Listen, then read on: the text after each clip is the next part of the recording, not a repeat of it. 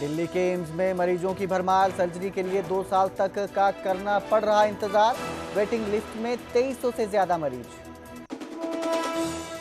गुजरात में भारत की सबसे बड़ी डिजिटल ठगी, महिला डॉक्टर को 3 महीने तक रखा डिजिटल अरेस्ट। 19 करोड़ ठगे, बैंक खाते खाली करने के साथ साथ घर भी बिकवाया।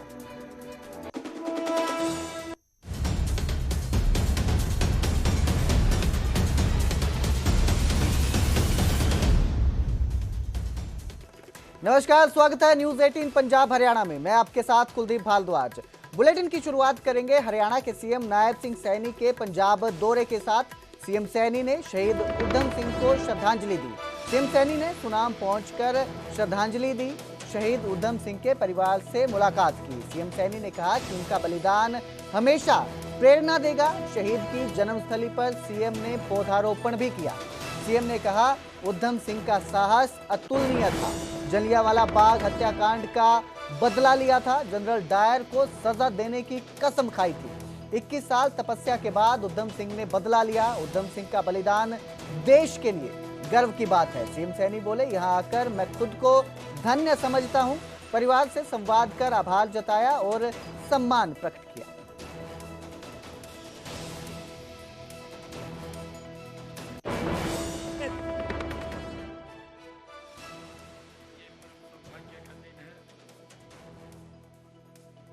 जैसे महान व्यक्तित्व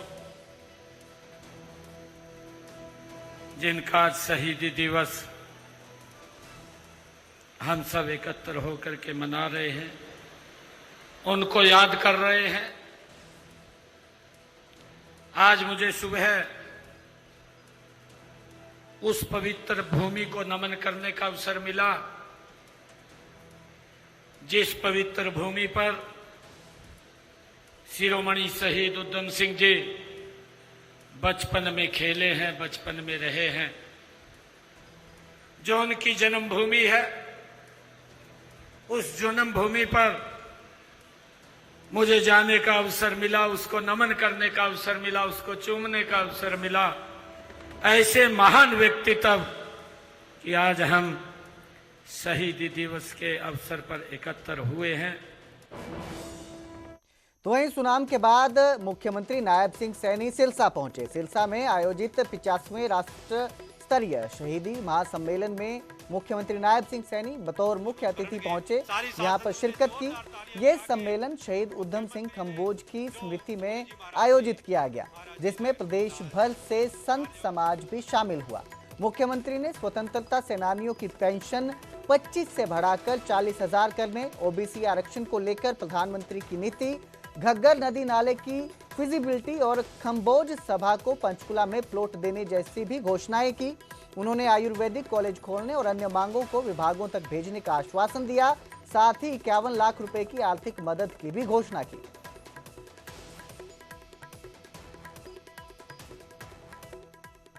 तो उधर गुरुग्राम में तेज बारिश से लोगों की दिक्कतें बढ़ गई। कई इलाकों में जलभराव से परेशानी देखने को मिली। तेज बारिश से ट्रैफिक की रफ्तार बेहद धीमी हो गई।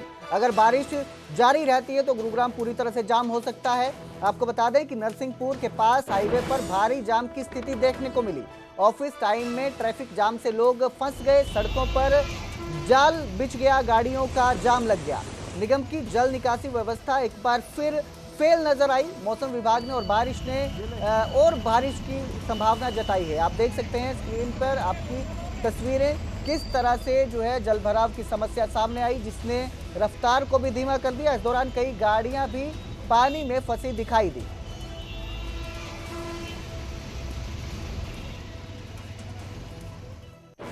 गुरुग्राम में सुबह से हो रही बारिश के बाद कई इलाकों में जलभराव हो गया है। इस वक्त मैं मौजूद हूँ गुरुग्राम के राजीव चौक के इलाके के ऊपर और यहाँ पर आप देख सकते हैं कि बारिश के बाद जलभराव जो है वो हो गया है और इसी के चलते जो ट्रैफिक है वो धीरे धीरे स्लो हो रहा है।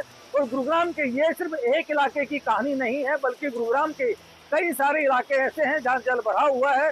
चाहे उसमें डीलर फेस 1 हो, सुशांत चौक का इलाका हो, या फिर सुभाष चौक का इलाका हो, या फिर नरसिंहपुर का इलाका हो, या फिर पुराने गुरुग्राम का ही इलाका क्यों ना हो, कई जगहों पर जलभराव हुआ और इसी जलभराव की वजह से जाम की स्थिति भी बनी हुई है। हाईवे के ऊपर भी इस वक्त काफी लंबा जो है वो जाम लग चुका है, क्योंकि जल भराव हुआ है और इसी जल भराव की वजह से ये लंबा जाम लगा है।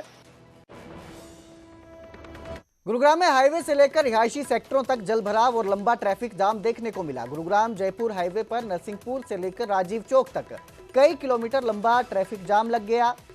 शहर के कई इलाके जैसे सुशांत लोक, सुभाष चौक, बख्तावर चौक, BLF फेज 1, पालम विहार, सेक्टर 21, 22 और 23, इसके साथ ही सेक्टर 27 में भारी जलभराव की स्थिति बनी हुई है। बारिश का पानी सड़कों पर भर जाने से वाहन चालकों को भारी परेशानी का सामना करना पड़ा। ट्रैफिक पुलिस ने रूट डाइवर्ट किए, लेकिन हालात अभी भी सामान्य नहीं हुए हैं। आप देख सकते हैं कई किलोमीटर तक लंबी वाहनों की लाइनें लग गई, कतारें लग गई। एक तरफ जलभराव की समस्या तो दूसरी तरफ जाम ने लोगों को परेशान कर रखा है।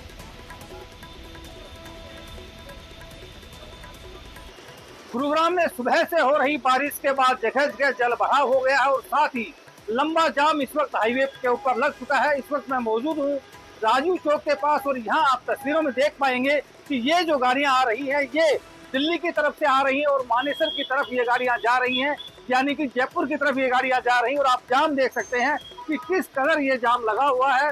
हाईवे के ऊपर भी बारिश का पानी आ गया है और यही एक वजह है कि लगातार यहाँ पर जाम जो है वो लगा हुआ है। कई किलोमीटर लंबा ये जाम इस वक्त लग चुका है। जो नरसिंहपुर का जो एरिया है नेशनल हाईवे के ऊपर जो कि जयपुर जाने वाली तरफ है, वहां पर पानी भरा है और उसके बाद लगातार हाईवे के ऊपर कई जगहों पर ये पानी इस वक्त भरा हुआ है। आप हाईवे के ऊपर देख पाएंगे कि जो जल भराव है वो हुआ है। और अब जिक्र हिसार का, जहां लगातार 2 दिन की बारिश ने जिला प्रशासन और सरकार के तमाम दावों की पोल खोल कर रख दी। दिल्ली रोड से लेकर मिल गेट रोड तक का इलाका जलमग्न हो गया। हालात इतने खराब हैं कि हिसार सिविल अस्पताल के अंदर तक घुटनों तक पानी भर गया है, जिससे मरीजों और स्टाफ को भारी दिक्कतों का सामना करना पड़ा। जिंदल चौक से इंडस्ट्रियल एरिया और कैंप चौक तक की सड़कों पर जलभराव हो गया, जनजीवन ठप हो गया। पानी का स्तर इतना बढ़ गया कि कई दोपहिया वाहन भी बीच रास्ते में ही बंद हो गए। सबसे चौंकाने वाली तस्वीर तब सामने आई जब हिसार की निर्दलीय विधायक सावित्री जिंदल के घर में भी पानी घुस गया। इससे साफ है कि आम आदमी से लेकर खास तक बारिश के कहर से कोई नहीं बच पाया है।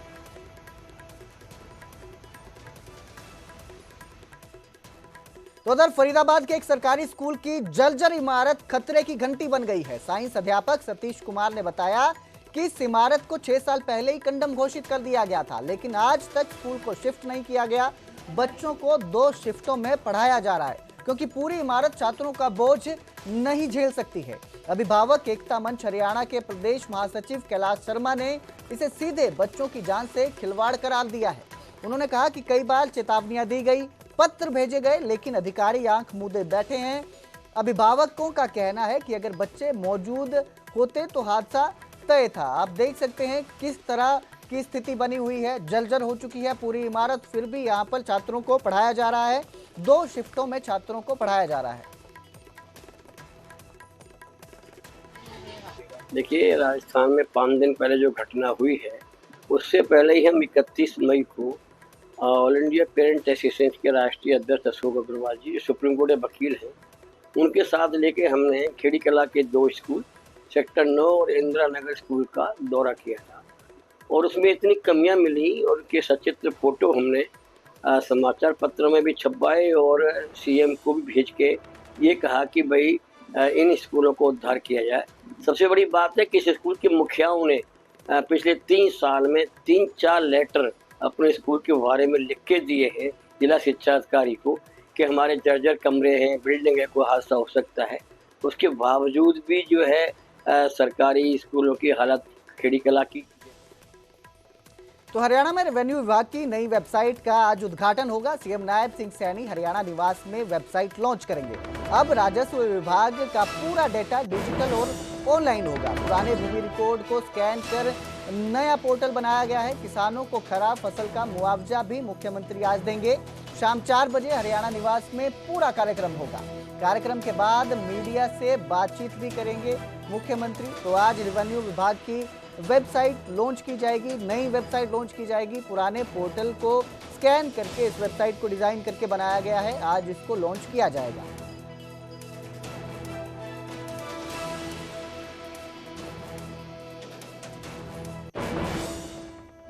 तो वहीं कल हरियाणा कैबिनेट की बैठक होगी। हरियाणा में घर बनाना अब आसान हो सकता है। रेत, बजरी और क्रैशर पर रॉयल्टी घटाने की तैयारी की जा रही है। कल की कैबिनेट बैठक में इसका निर्णय लिया जा सकता है, फैसला हो सकता है। कलेक्टर रेट बढ़ने के साथ रॉयल्टी में राहत मिल सकती है। बीजेपी सरकार ने पहले रॉयल्टी की दरें बढ़ाई थी। विधायकों और क्रैशर यूनियन की मांग पर विचार संभव है। रॉयल्टी कम होने से निर्माण लागत में गिरावट आ सकती है, तो इससे जो है अब घर बनाने में आसानी हो सकती है। कल कैबिनेट की बैठक में ये फैसला लिया जा सकता है।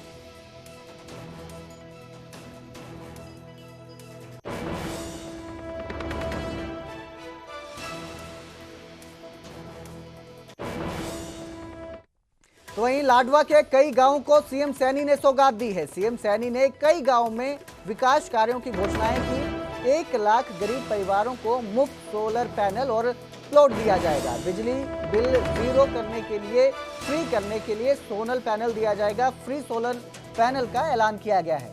सालाना 1,80,000 तक की आय वाले इसके पात्र होंगे।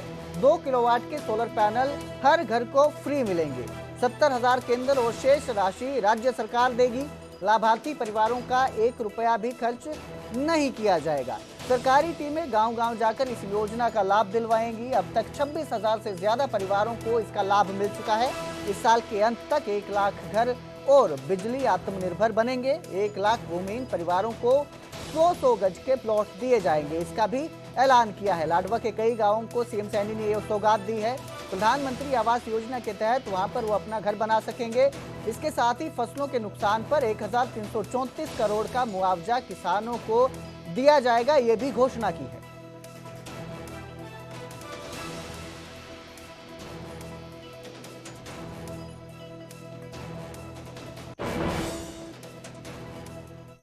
तो वहीं हरियाणा के कैबिनेट मंत्री अनिल विज ने एक बार फिर विपक्ष को आड़े हाथों लिया। विज ने कहा कि सेना के ऑपरेशन का नामकरण हमारी आस्था से जुड़ा है। विपक्ष का मुद्दा विहीन हो चुका है, इसलिए अब सेना और श्रद्धा पर भी राजनीति कर रहा है। वहीं बीजेपी कार्यकारिणी से अनदेखी पर भी विज का जवाब सामने आया। अनिल विज ने कहा कि बाकियों को एक हल्का मिला है, वे पूरा हरियाणा देखेंगे। वरिष्ठ विधायक हैं, वो जहां चाहें वहां जाएंगे। सब विधायकों के साथ मिलकर हल्का देखेंगे। हर जिले में जाकर कार्यकर्ताओं और अधिकारियों से मुलाकात करेंगे। ट्रंप द्वारा भारत पर 25% टैरिफ लगाने पर भी वो बोले हैं और कहा कि वो इस मुद्दे पर सरकार विचार कर रही है। को ये भी मालूम होना चाहिए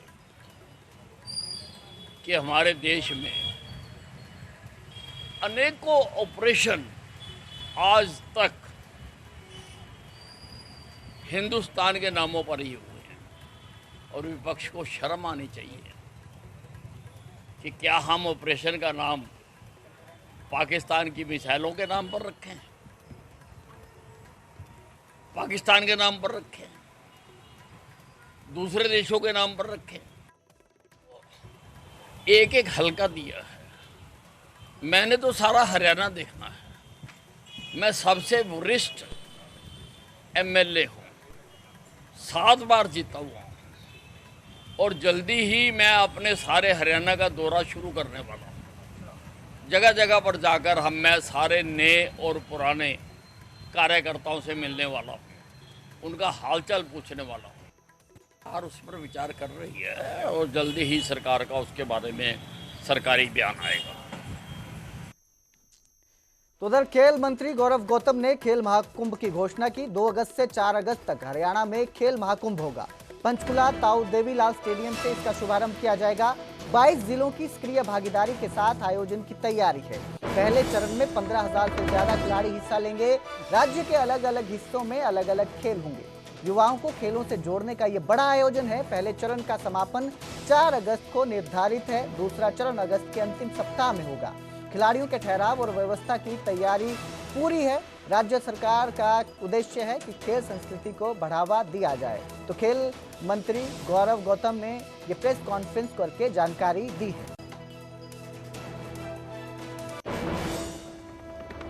साथियों, खिलाड़ियों के प्रोत्साहन के लिए, प्रतिभा को निखारने के लिए हरियाणा सरकार माननीय मुख्यमंत्री नायब सिंह सैनी जी के नेतृत्व में 18 से ज्यादा अलग अलग जो खेल विभाग का कैलेंडर होता है 18 से ज़्यादा अलग अलग आयोजन करती है। साथियों, खेल महाकुंभ 2 चरण में होगा, जिसकी शुरुआत 2 अगस्त मतलब परसों से 4 तक चलेगी। इसका पहला चरण हमने जिलेवार जहां जहां पर ये गेम होने, पंचकुला में एथलेटिक्स, बैडमिंटन, बास्केटबॉल, हैंडबॉल और हॉकी, ये पंचकुला के खेल स्टेडियम में होंगे। फरीदाबाद में शूटिंग और ताई कमांडो का इस खेल महाकुंभ के माध्यम से गेम होगा। रोहतक में बॉक्सिंग, नेटबॉल और फुटबॉल। सोनीपत में लॉन टेनिस। ये इस प्रकार से पहले चरण में इन खेल को रखा गया है। और साथियों, मैं ऐसा मानता हूं कि ये खेल महाकुंभ किसी भी राष्ट्रीय स्तर के खेल कुंभ के बराबर है कि राष्ट्रीय यूथ खेलो इंडिया में 8000 के करीब खिलाड़ी हिस्सा लेते हैं, लेकिन इस खेल महाकुंभ में 15000 से ज्यादा खिलाड़ी इसमें हिस्सा ले रहे हैं। तो वहीं हरियाणा में आज एचटेट परीक्षा का दूसरा दिन है। सुबह लेवल 2 की परीक्षा हुई, दोपहर में लेवल 1 की परीक्षा जारी है। आपको बता दें, सुबह की परीक्षा 10 बजे से लेकर 12:30 बजे तक चली। उसके बाद दोपहर 3 बजे से शाम 5 बजे तक 5:30 बजे तक दूसरी परीक्षा चल रही है, दूसरा एग्जाम चल रहा है। इस दौरान सभी अभ्यर्थियों को रिपोर्टिंग समय से पहले पहुंचने के निर्देश दिए गए हैं। सुबह की पारी के लिए 7:50 से एंट्री शुरू हो गई थी। वहीं दूसरे एग्जाम के लिए ये जो एंट्री है 2 बजे के करीब शुरू की गई थी। आपको बता दें कि इस दौरान परीक्षा केंद्रों पर सुरक्षा और निगरानी के पुख्ता इंतजाम किए गए हैं। यातायात व्यवस्था के लिए पुलिस प्रशासन पूरी तरह मुस्तैद है। परीक्षा केंद्रों के बाहर जो है इंतजाम किए गए हैं, कोई जाम की व्यवस्था ना हो इसका भी ख्याल रखा गया है। हरियाणा बोर्ड की परीक्षा को निष्पक्ष बनाने की तैयारी है और इसे पूरा करने में जुटे हुए हैं।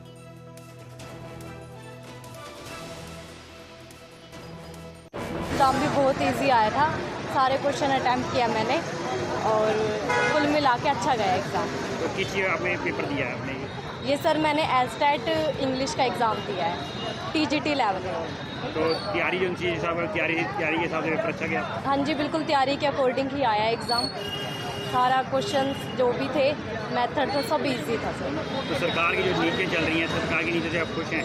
हाँ जी सर, मैं बहुत खुश हूँ और एग्ज़ाम भी सर बहुत अच्छा गया।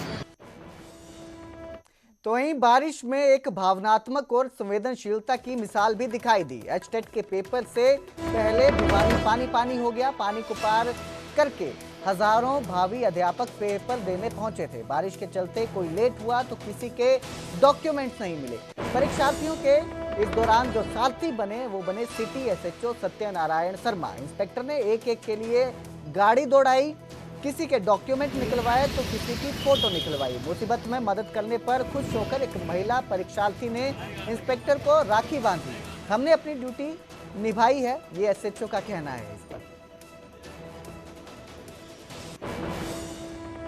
आज हमारा स्टेट का जो सेकंड डे है, 31 जुलाई, सुबह की शिफ्ट का एग्ज़ाम था। तो हमारे SSP साहब श्री मनवीर सिंह IPS द्वारा विशेष रूप से दिशा निर्देश दिए गए थे कल रात के मौसम को देखते हुए कि सुबह बारिश होगी और जल भराव होगा। तो उन परिस्थितियों से हमने तैयार रहना है और किसी भी कैंडिडेट को परीक्षा से मिस होने से बचाना है। तो उसी कड़ी में हमारे सुबह से जवान, जैसे आपको नज़र आ रहा है, अभी यहाँ हमारा जो वेस्ट मॉडल स्कूल है, यहाँ पर काफ़ी पानी भरा हुआ था। सुबह जब परीक्षार्थियों के आने का समय था तो सभी जवानों ने मुस्तैदी से ड्यूटी की है, सभी पानी में खड़े रहे और लगातार वाहनों को हमने यहाँ से पास कराया ताकि किसी परीक्षार्थी को समय पर पहुँचने में कोई दिक्कत ना हो। तो उस एम में हम सफल हो गए थे कि परीक्षार्थी सभी समय पर पहुँच गए थे। तो अब जिक्र हिमाचल का करते हैं, जहां भारी बारिश से अब तक 170 लोगों की मौत हो गई है। बाढ़ और भूस्खलन से 1599 करोड़ रुपए की संपत्ति तबाह हो गई है। कांगड़ा, कुल्लू, मंडी और शिमला में फिर अलर्ट जारी है। ब्यास नदी का जलस्तर बढ़ चुका है। मनाली में खतरा बढ़ा हुआ है। चंडीगढ़ मनाली हाईवे एक बार फिर से बंद हुआ।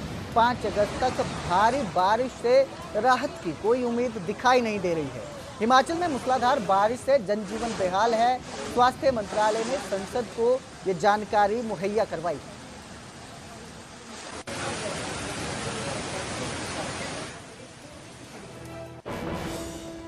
और अब साल 2008 में हुए मालेगांव ब्लास्ट मामले की, जिसमें सभी आरोपियों को बरी कर दिया गया।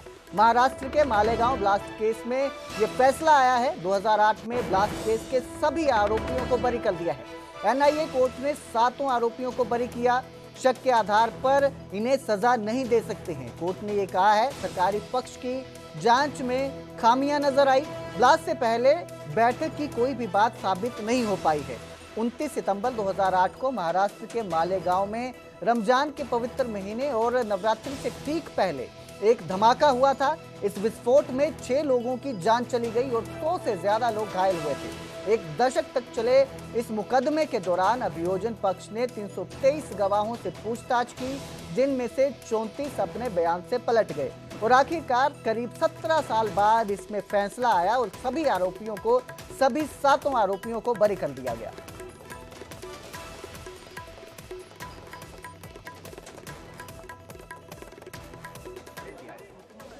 जी, ऐसा है कि जो 17 साल से ये केस चल रहा था, इस केस में जो 17 साल पहले जो एविडेंस था, उसी तरह जो 2016 में एनआईए का चार्जशीट आया था, उसमें जो कोई भी मटेरियल था उसी के बेस पे आज कोर्ट ने फैसला सुनाया है। कोर्ट ने ये कहा है कि इस केस में आरडीएक्स कहाँ से लाया गया, किसने लाया, कहाँ बॉम्ब असेंबल किए, आरडीएक्स कहाँ प्लांट किया गया था, ऐसे कोई भी चीज़ें प्रोसिक्यूशन प्रूव नहीं कर पाई है। सारे एक्यूज बेल पे है और अभी तो केस खत्म हो गया है। तो वही हरियाणा के जेजेपी नेता दिग्विजय चौटाला को धमकी मिली है। दिग्विजय को मूसेवाला की मूर्ति का वीडियो भेजकर एक धमकी दी गई है। कथित वीडियो में सिद्धू मूसेवाला की मूर्ति पर फायरिंग की बात कही जा रही है। विदेशी नंबर से धमकी भरा वीडियो मैसेज भेजा गया है। दिग्विजय चौटाला ने इस पूरी घटना की जानकारी और शिकायत पुलिस को दी है। डबवाली के सावंतखेड़ा गांव में दिग्विजय चौटाला ने पिछले साल मूसेवाला की मूर्ति लगवाई थी। पंजाबी सिंगर सिद्धू मूसेवाला की मूर्ति लगवाई थी। उसी मूर्ति पर कथित वीडियो में फायरिंग होती दिखाई दे रही है। हालांकि वीडियो को अभी तक सार्वजनिक नहीं किया गया है, सिर्फ इसे पुलिस को सौंपा गया है। तो ये बड़ी खबर आपको दे रहे हैं हम। दिग्विजय चौटाला जो जेजेपी के नेता हैं, उन्हें धमकी मिली है सिद्धू मूसेवाला की एक स्टैच्यू की वीडियो देकर।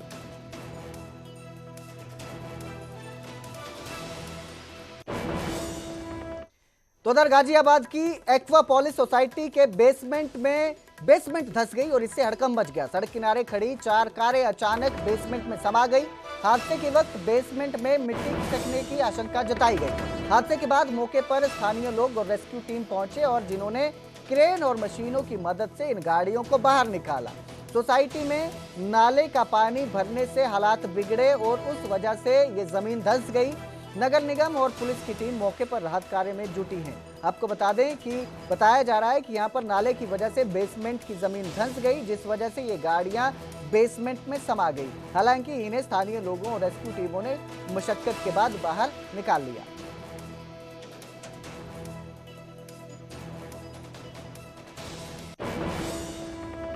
एम्स में मरीजों की भारी भीड़ देखने को मिल रही है। एम्स में सर्जरी के इंतजार में 2300 से ज्यादा मरीज हैं। स्वास्थ्य मंत्रालय ने संसद में ये आंकड़े पेश किए जो चौंकाने वाले थे। एम्स दिल्ली में सर्जरी के लिए 2 साल की वेटिंग लिस्ट है। यानी कि अगर आप एम्स दिल्ली में सर्जरी करवाना चाहते हैं, अगर आपका कोई एम्स दिल्ली में सर्जरी करवाने वाला है, तो 2 साल की वेटिंग है। दिल्ली एम्स में इलाज के लिए मरीजों की लंबी लाइन लगी है, कतारें लगी हैं। एम्स की ओपीडी और सर्जरी विभाग में भारी भीड़ है। तो ये जो आंकड़े हैं संसद में स्वास्थ्य मंत्रालय विभाग ने पेश किए हैं, जिसके मुताबिक अगर आप एम्स में सर्जरी करवाना चाहते हैं या इलाज करवाना चाहते हैं तो उसके लिए 2 साल तक की वेटिंग है। 2 साल तक लंबा इंतजार करना पड़ेगा।